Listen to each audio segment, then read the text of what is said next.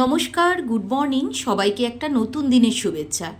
আজকে একটা চটপটা রেসিপি করে দেখাবো তোমাদের বন্ধুরা।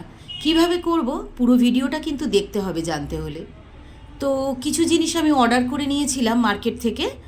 তো তার মধ্যে টমেটোটা একটু সস্তায় পেয়ে গেছিলাম, আর টমেটোগুলো বেশ ভালো লাল লাল ছিল। তো ভাবলাম টমেটো দিয়ে আজকে একটা রেসিপি করে নিই, আর এমনিতেই আজকে আমাদের ভেজ ছিল। তো ভাবলাম টমেটো দিয়ে এই রেসিপিটা করলে বাচ্চারা আর বাড়ির লোকরা সবাই কিন্তু খুব ভালো খাবে। আর সবজিগুলো দেখতে কি সুন্দর, তাই তোমাদের সাথে একটু শেয়ার করলাম আমি কি কি এনেছি বাজার থেকে। তো টমেটো দিয়ে তৈরি এই রেসিপিটা কিন্তু তোমরা রুটি, পরোটা সব কিছু দিয়ে খেতে পারো। তো ভাবলাম রেসিপিটা যখন করবই তাহলে তোমাদের সাথে কেন শেয়ার করব না বন্ধুরা। হ্যাঁ বন্ধুরা, যদি ভিডিওটা ভালো লাগে তাহলে কিন্তু অবশ্যই কমেন্ট করবে আমার কমেন্ট সেকশানে গিয়ে, আর শেয়ার লাইক করতে কিন্তু ভুলবে না।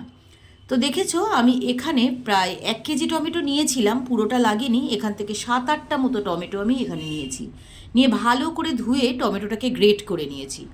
হ্যাঁ, অবশ্যই টমেটোর পাল্পটাকে নিতে হবে, খোসাগুলো কিন্তু নেব না আমি। দেখছো খোসাগুলো আমি কিন্তু বাদ দিয়ে দেবো।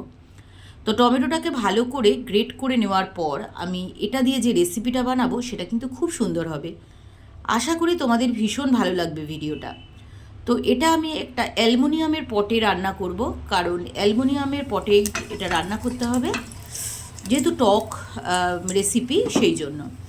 তো প্রথমে আমি একটু কালো জিরে দিয়ে দিয়েছি তেলের মধ্যে, আর দিয়ে দিলাম 1/2 চামচ মতো গ্রেট করা আদা।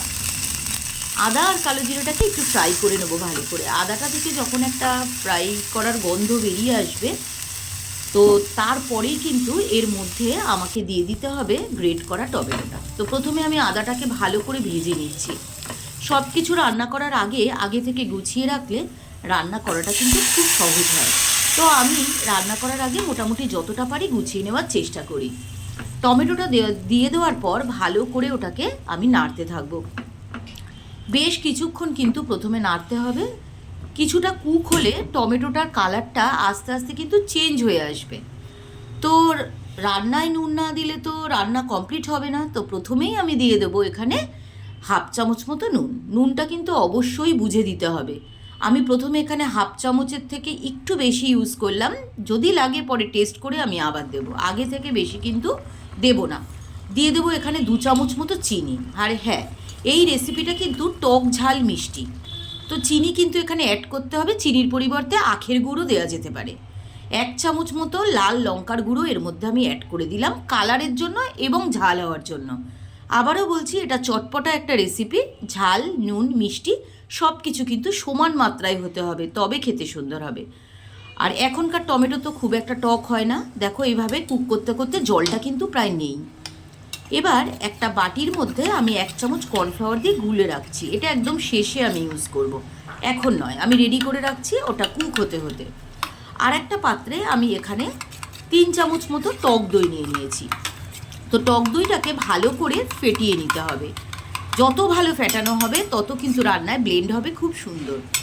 ভালো করে ফেটানো না হলে রান্নার মধ্যে কিন্তু সাদা সাদা দানা দানা থেকে যাবে, দেখতে বাজে লাগবে। তো ভালো করে ফেটিয়ে নেওয়া টক দই আমি কুক হয়ে যাওয়া টমেটোর মধ্যে দিয়ে দিলাম, এবং বাটিটা ধুয়ে একটু জল ছিল সেটাও কিন্তু দিয়ে দিলাম। তো কিছুটা তাহলে আমার কোয়ান্টিটিতে বাড়লো, কারণ অনেকটাই টেনে গিয়েছিল জলটা এবং কোয়ান্টিটি কিন্তু কমে গিয়েছিল। এবার এর মধ্যে আমি দিয়ে দিচ্ছি 3 থেকে 4 চামচ টমেটো পিউরি। এটা দিলে কালারটাও সুন্দর আসবে, আর খেতেও কিন্তু খুব সুন্দর আসবে, আর টেক্সচারটাও দারুণ আসবে। তো রান্নার টেক্সচার আনাটা কিন্তু একটা খুব ইম্পর্টেন্ট কাজ। এবার একটা পাতিলেবুর জুস আমি এর মধ্যে দিয়ে দেবো, কারণ আমি টক দই ইউজ করেছি। বেশি টক কিন্তু আমি এর মধ্যে দিতে পারবো না। আর খুব বেশি যদি রস না থাকে তাহলে এখানে 1.5খানা লেবু দেওয়া যেতে পারে। এবার ওই করে রাখা কর্নস্টার্চটাও আমি এর মধ্যে দিয়ে দিলাম। ব্যাস তৈরি হয়ে গেল চটপটা টমেটোর ঝাল ঝাল চাটনি। তো কার কার এই ভিডিওটা ভালো লাগলো তোমরা কিন্তু কমেন্ট করে জানাও, আর বাড়িতে ট্রাই করো। আশা করি তোমাদের ভীষণ ভালো লাগবে। আজকে এই পর্যন্তই, টাটা।